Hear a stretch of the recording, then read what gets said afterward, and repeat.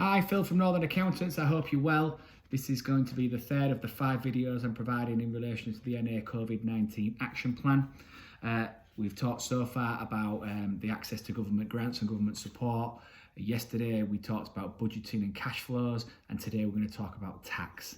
So we have to do this in a slightly different way to what we'd normally do. We have a behind the scenes tax review that we do for all clients at about month 9. Have a look at your financial information to make sure that project where you're going to be and have a look around about what opportunities are available.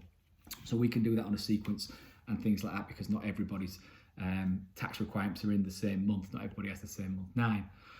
So in this instance, we need to look at things quickly and we need to do it en masse. So rather than doing 650 reviews, what we decided we would do is we'd give you some ideas of the things that we would look at in terms of the tax options that are available, put them out there to you. Hopefully something will flag in your mind or tweak a thought or something like that, which makes you think that might be applicable to me. And then what you'll do is then book a meeting with your client manager to discuss it further, where there'll be a proper tax agenda and they'll go through those options with you. But ultimately, this is just a case of let's try get to as many people as quickly as possible to help them understand the potential tax opportunities that are out there, rather than to wait for us to go through the 9-month review, where some opportunities may be missed as a result of timing and things like that. So there's a number of things I want to talk to you about today, but again, it will be it'll be on a summary basis rather than any detail, because again, it's just the main concept behind it, so that you can go, yeah, that applies to me, or nope, I'll move on. So one of the things we can do is about using losses.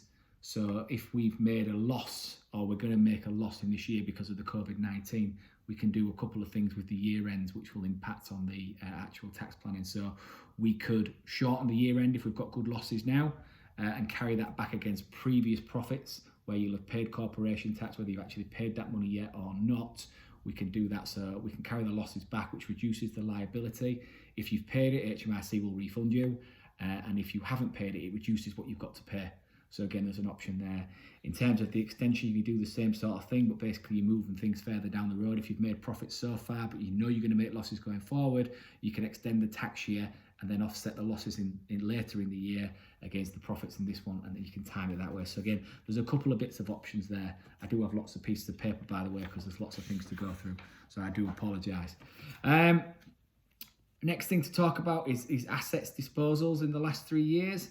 Now, there's some unclaimed tax relief sometimes. So if, for example, you sold a building for, let's have a look, a couple of years ago, but didn't reinvest it, and you made £100,000 gain, you'd have paid 20 grand corporation tax that on in the previous year. Now, if you rented for a while and then decided to reinvest, you could potentially reinvest that profit that you've made into the acquisition of the new building, and therefore you can get a tax relief. So again, if you've sold something and held and then reinvested within 3 years, there's a tax claim to be made on that as well. So that's something to think about. R&D. Now, R&D is a massive area that I think is untapped in the UK as a whole and within our client base. Since the COVID-19 outbreak, we've claimed over £1 million worth of R&D expenditure from the taxman.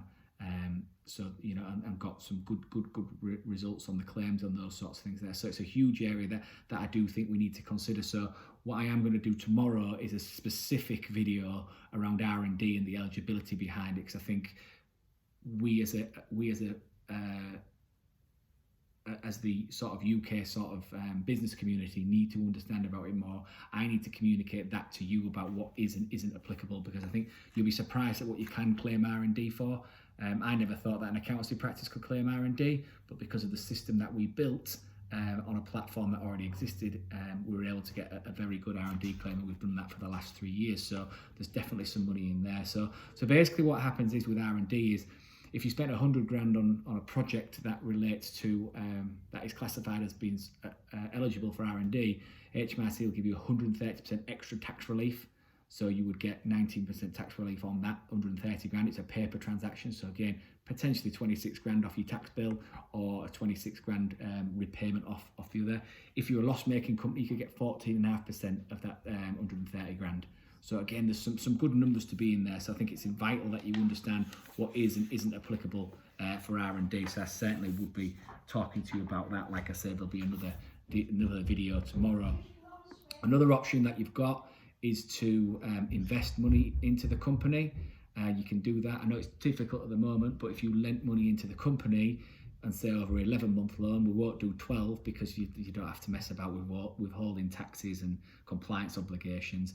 What you could do is you could charge an interest rate of say 10-20%, and then basically what will happen is that gets repaid. It gets the interest is tax deductible in the company accounts, and because it's interest income, there's no NIC in it for you, and you've got some savings income and interest on that. So again, there's some nice little advantages we can take there. I think there's an extra allowance, normally about £1,000 in there for the sole traders. On the personal tax returns. So that's something. The other thing to think about is capital allowances. And that's capital allowance on sort of historic acquisitions.